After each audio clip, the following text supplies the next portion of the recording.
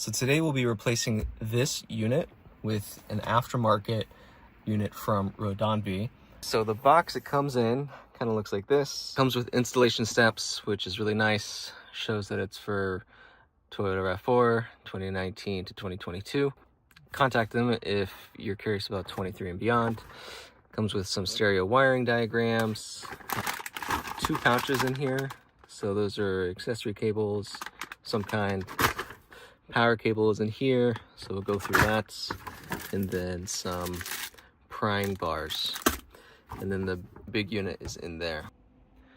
So just to show you a quick comparison, this display, this unit is quite a bit more massive than this tiny, I think 7 or 8 inch display that I have currently.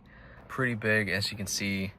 Okay, first step is to pry up this back plastic piece. Use this pry bar, got in through the corner here. Now I can kind of finish this off with my hands. Okay, it's removed there, and then if you could see, there's 4 bolts that we'll need to remove next. So this next part I didn't actually record, but it's pretty simple. You just pull the unit out after unbolting everything, and then you're gonna unplug everything from the back of this OEM unit.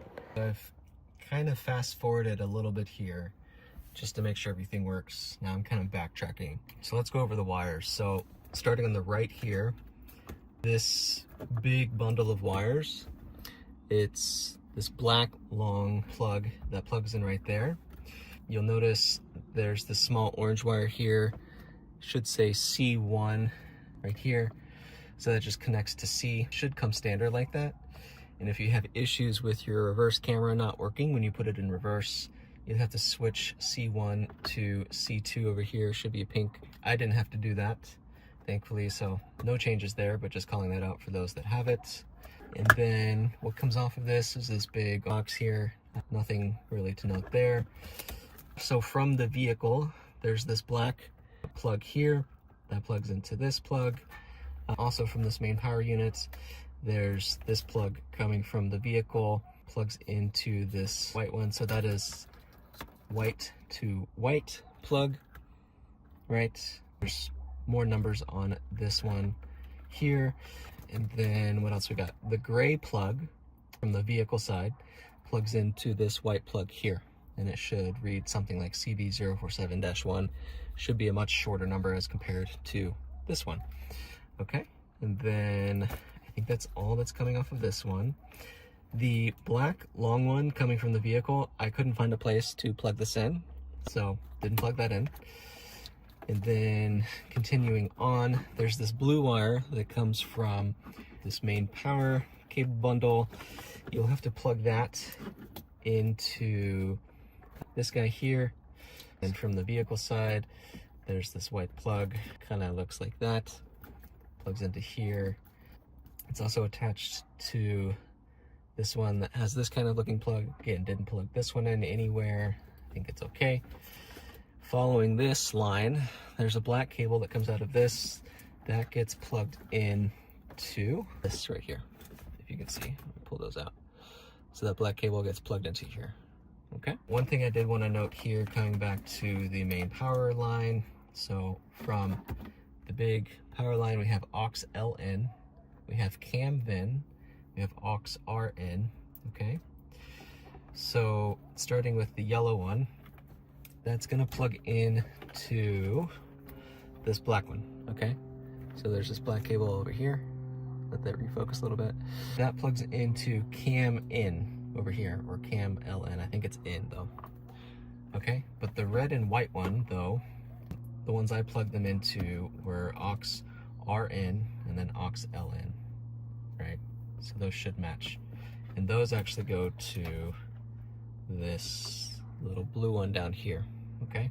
But for my reverse camera, just following that cam VIN going to cam in, that seemed to do the trick for my reverse camera for me.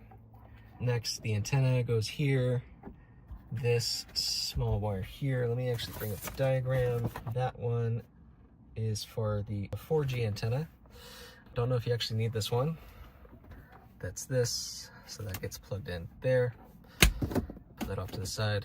this blue one, number 1, that's the GPS antenna. It looks like this. Again, don't think you need these two because we're not going to be using any kind of SIM stuff. I'm coming back down here, I'm going to move from right to left again. So the brown one, brownish looking one. So from the brown one, there's 2 lines here. And then the phone L-Link is the one that I plugged into this additional adapter here. So it's this short adapter. This plugs into this kind of gray looking cable coming out from the vehicle side.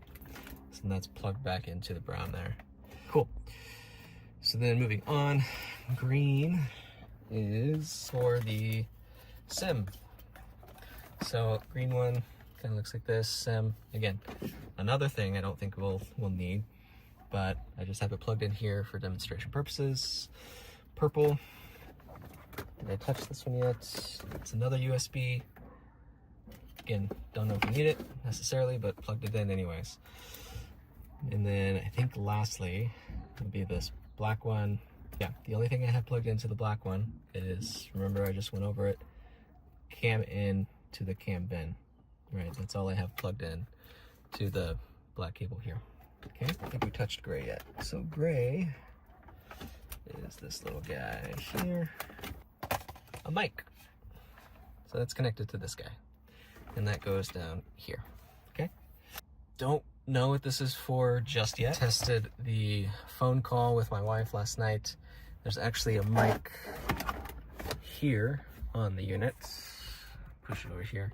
That's where the mic is. It's on the head unit. So that'll be towards the driver as you're driving. So I don't know what the additional mic is for necessarily. So that's kind of all of the wiring and cabling I could go over here. Again, there's going to be some cables that you just do not plug from your vehicle.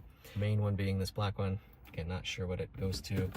There's this black one, didn't plug that one in. There's this white one, didn't plug that in. And then there's this blue one back here, did not plug that in. But I think that's to the satellite radio, okay? Woo, that's a lot, but that is cable 101.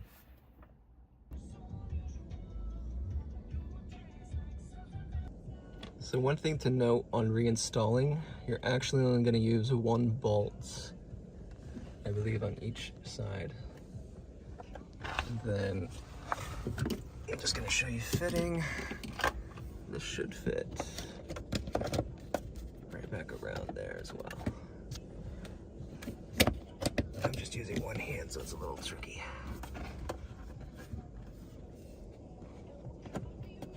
So, rough fitment, but should fit back. And then this all looks OEM again. Okay, we got the unit back installed. Just gonna go over a quick few things. So the radio works, and then I'm controlling the volume with the rockers over here, so that works. You can also control the volume over here. Brings up this, and you can touch that, pull it up and down, so that works. Phone calls work, just tried it last night. Again, the mic is there. So putting it in reverse, right, brings up the rear view camera. The new thing I got is those adaptive lines as I turn the vehicle left and right. So you can see the yellow and the green.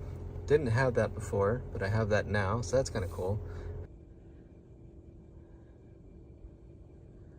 Click connect, and then it connects relatively fast after the first pairing. So there is actually a solve to fix these forward and back buttons. So when I click back, it actually goes forward. We're gonna go home, go to settings, then start reading instructions here, car settings, factory settings. The default code is 0000. And then you're into these settings, that can setting, okay? Up and down swap switch. So that's here, up and down swap switch. It's at the bottom. I'm gonna turn that on. So now, oh, you gotta reboot it. That's fine. All right, device is starting back. I just clicked forward and that fixed it. Clicking back is back.